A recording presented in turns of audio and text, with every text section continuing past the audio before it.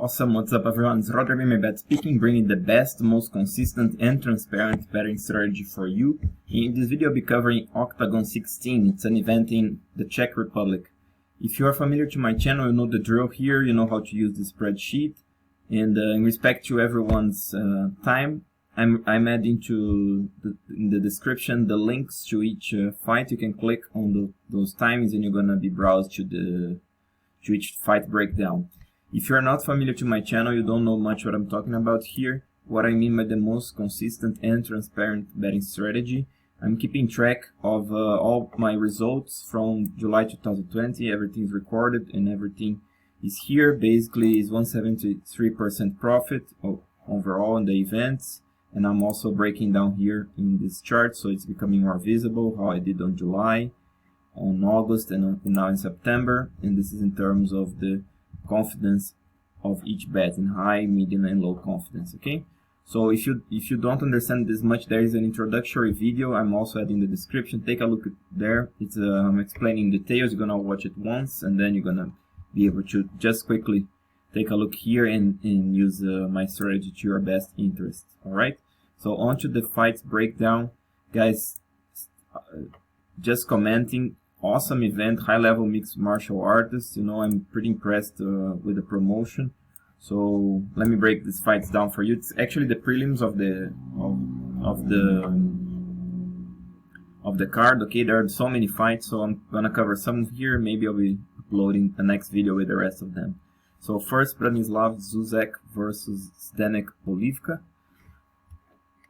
Okay, sorry about this interruption. I was clearing this up. Okay, so Zuzak, he's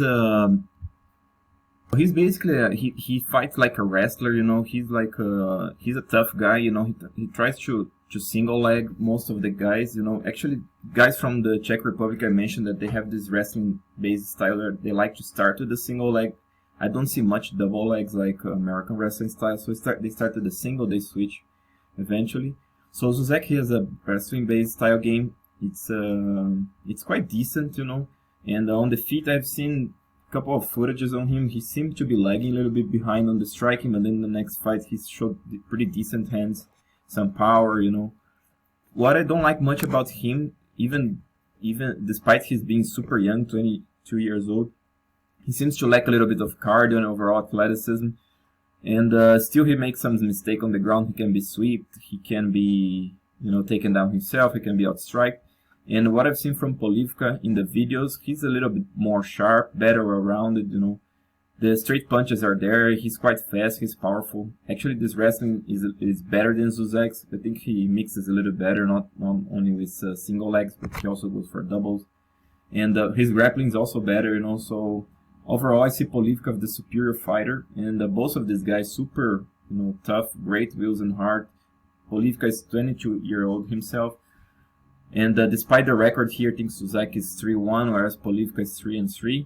I don't think it's much of a factor because Polivka fought tougher competition and he's still evolving himself. So I kind of like Polivka in this fight. I'm picking him a decision, but he certainly can submit or finish Zuzak. Okay, so I think it's a worse bet to try on Polivka. Okay, Zdenek Polivka. On to the next fight. Alexander Poppeck versus Csaba Hocz. I hope I'm pronouncing it right. So Poppeck, he appeared in the Dana White Contender Series against Jamal Hill. He kind of got dominated. It was a tough fight for him because he didn't have the reach and he didn't know what to do against a ranger, you know, powerful opponent like Hill. But overall, he's a tough kickboxer, you know. He's ready to fight, you know, good kicks, and he can wrestle a little bit himself. And yeah, what else I can tell about him? You know, yeah, actually he's ready there to counter, to fight. You know, he's kind of, you know, this guy's stand the ground, ready there to fight. But he's not. It doesn't seem he's much of a grappler, you know, even though he tries to shoot when he gets hurt, especially. But he's not much of a grappler. Now Hocz, he's a very tall, rangy light heavyweight, a little bit younger than Poppeck. Actually, they're the same age. So, and he has a wrestling-based game. Now, this fight's a little bit tougher to call because Poppeck seems to be the more athletic guy, the better kickboxer, but Hocz has the reach, has the height, and has the grappling.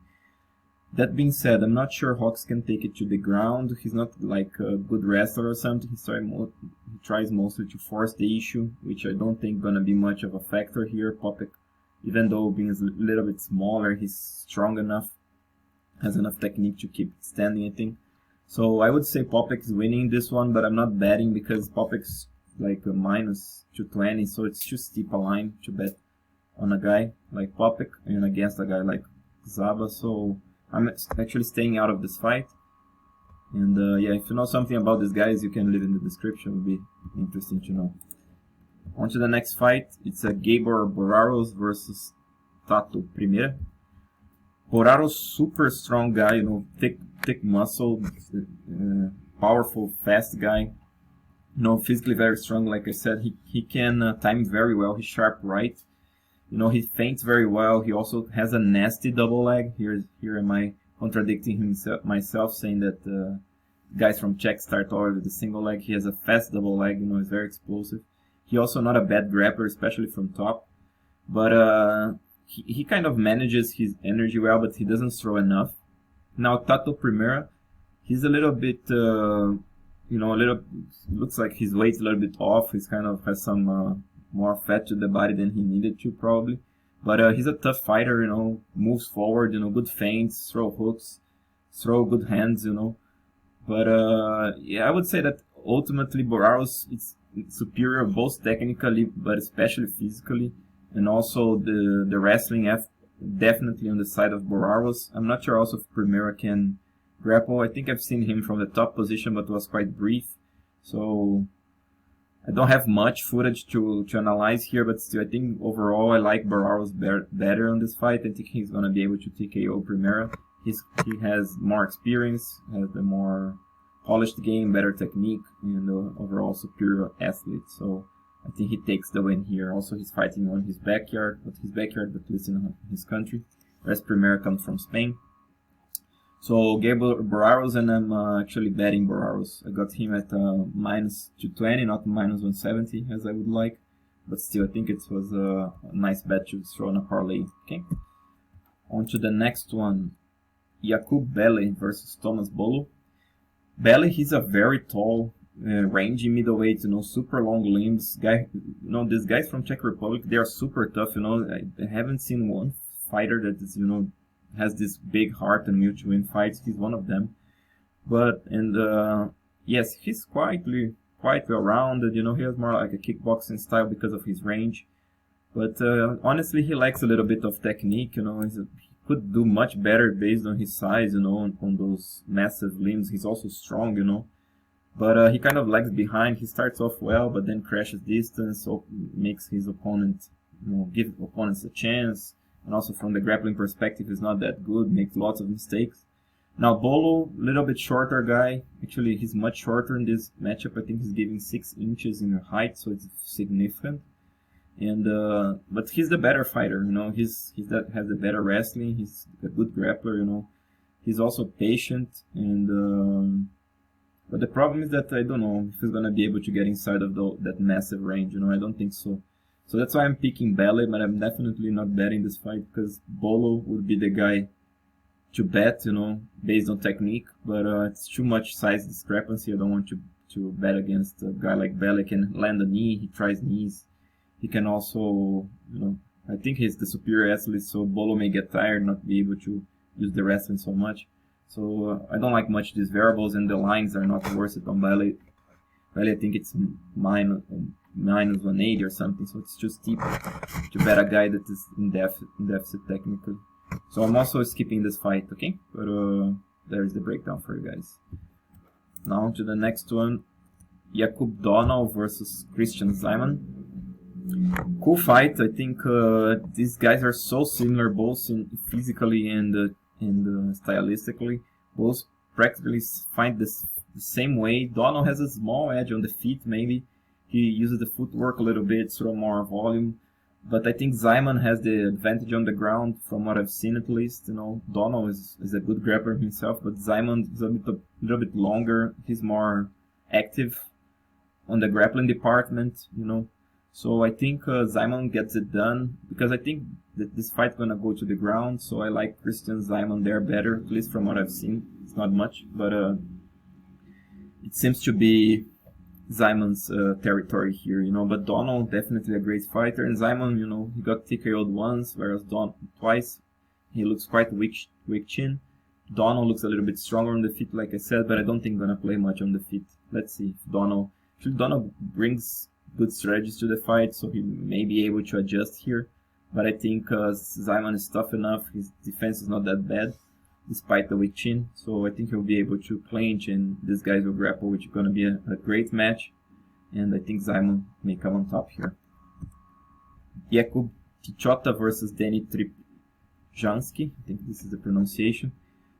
I'm quite impressed with both of these guys. Tichota, great grappler, you know. He fought a tough wrestling style fighter from the Czech Republic. His last fight, I forgot the name. But good grappler, you know, good submissions from his back, quite active. But he's super young. I think he's probably 24 or 22, I don't know. And he doesn't have much kickboxing footage for me to analyze.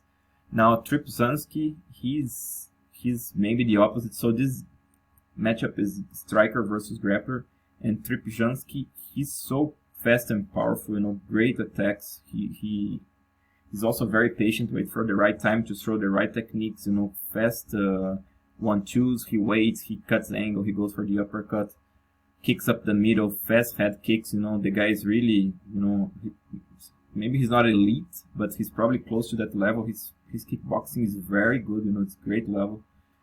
And he's aware of the takedowns, you know, he's quick to use those hips, and he also can defend from submissions.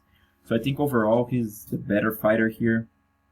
He has definitely more experience. He's 3-2, but still he doesn't fight like a guy's 3-2. He's an elite fighter, at least from my analysis here. And yeah, but the thing is that Tichota is a little bit, you know, taller and everything. He'll try to clinch, and maybe he'll be able to take to the ground, but I think Tripsansky will be able to land on his way in and ultimately even TKO Tichota here. Okay, so this is my biggest bet on the card for now. So just to quickly review that with you guys. The fights that we covered here were Branislav Zuzak versus Zdenek Polivka. I'm betting Polivka. And 1% on a straight and 1% on a parlay of my betting money. I'm skipping Alexander Poppeck versus Csaba Hocz. I'm betting Gabor Boraros, only 1% on a parlay. I'm betting, and I'm skipping Jakub Bele versus Tomas Bolo. I'm betting Kristian Simon in 1% on a straight bet, is also not that confident. And finally, Jakub Tichota versus Denis Tripsansky. I'm betting Tripsansky in 2.5% of my money, 1.5 straight and 1% on a parlay. Okay, so this is an analysis for you guys. I think it's quite differential because not much guys do this, and the betting lines are there. I think it's a great fight, great card to watch. And like I said, great high-level mixed martial arts, and I think it's a good fight to bet as well. So let's hope that I'm right on the betting part at least. And I hope you enjoyed the video. If you did, please subscribe, share with your friends, like the video, and stay tuned for the rest of the events for the week. You know, I have already Bellator and UFC. I can also add in the description. So enjoy it and good luck with your bets. Until there, this is Roder MMA Bet.